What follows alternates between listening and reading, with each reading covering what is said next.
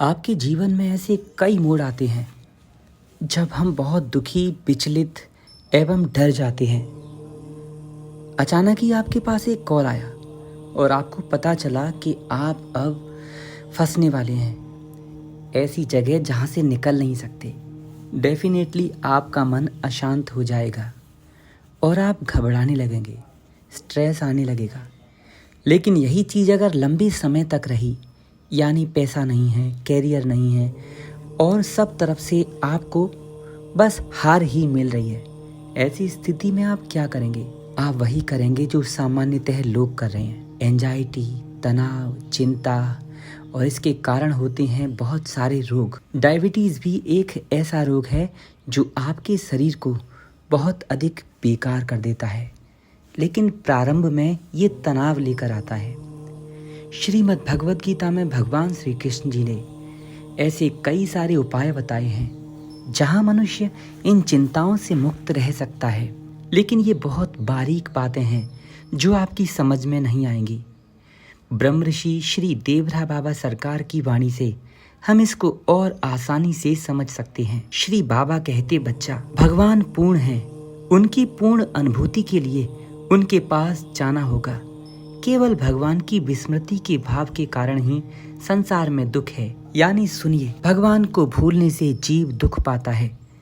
अगर आप हर समय भगवान की उपस्थिति को महसूस कर सकते हैं, यानी चलते फिरते, खाते सोते, अगर आपके पास ऐसा कोई मैसेज आए जो डरावना हो, तो अगर आप भगवान की उपस्थिति को उस समय फील कर रहे हैं कि भगवान मेरे पास है, तो आप उतनी डरेंगे नहीं। आपको ये पता होना चाहिए कि सब कुछ भगवान देख रहे हैं।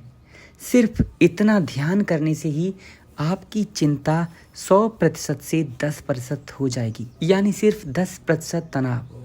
अब रही बात इस 10% को समाप्त करने की, तो इसका भी एक उपाय है। इसका उपाय ये है कि वर्तमान में रहिए।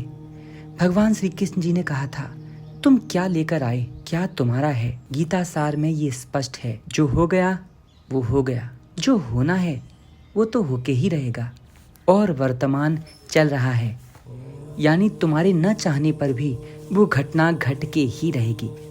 इसीलिए जो प्रभु की इच्छा है वो तो होके रहेगा, उसके विपरीत कुछ भी नहीं हो सकता। श्री बाबा कहते हैं, बच्चा, जिस भक्त ने भगवान को अपना सब कुछ सौंप दिया, अपनी चिंताएं भी उन्हें सौंप दी, फिर तुम चिंतित मत हो। जब भगवान दर्शन दे देते हैं तो उनका साक्षात्कार हो जाता है, तो फिर वहाँ दो एक साथ नहीं रह सकते, तब दुख का स्थान ही नहीं रहता।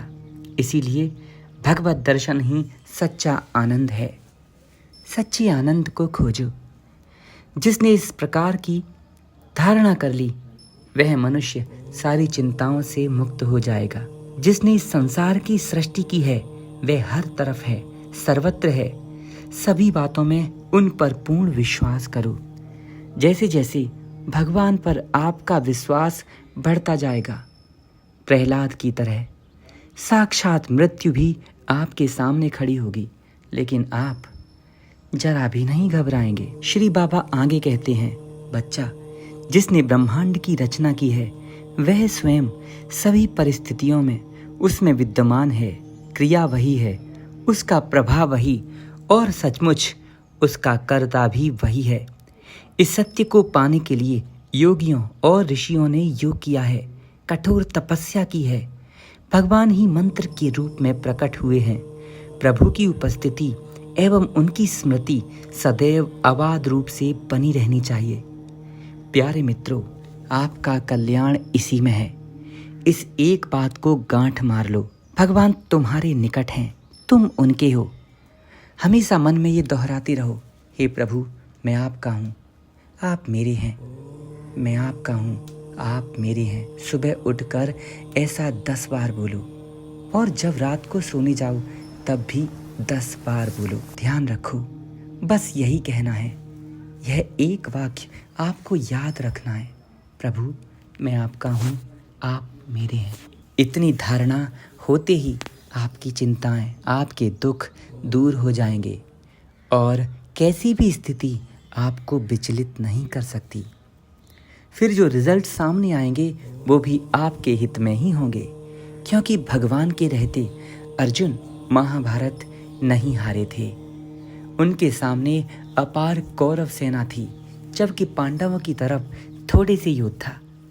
लेकिन जैसे ही उन्होंने भगवान को अपना समर्पण किया, उन्हें अपना गुरु मान लिया, उनके कहे अनुसार चलने लगे, अपने रथ की यानी अपने जीवन रूपी रथ की बागडोर भगवान के हाथ में सौंप दी, तो फिर भगवान ने भी उनको विजय श्री दिलाई।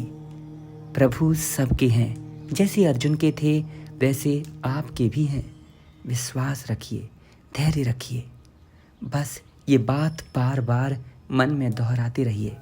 हे नाथ मैं आपका हूँ, हे नाथ मैं आपका हूँ, हे नाथ मैं आपका हूँ, हे नाथ आप मेरे हैं।